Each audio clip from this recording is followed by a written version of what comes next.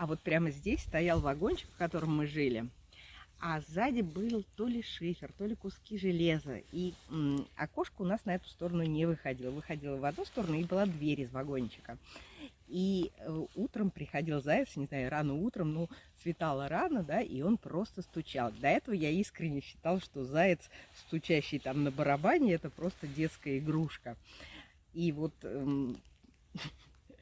тогда я просто не увидела. Мы его видели скачущим, но как он стучит, ни разу нам не удалось подсмотреть, а вот услышать это да. Ну и не хочу сказать, что он какую-то прям мелодию играл, но он стучал отчаянно.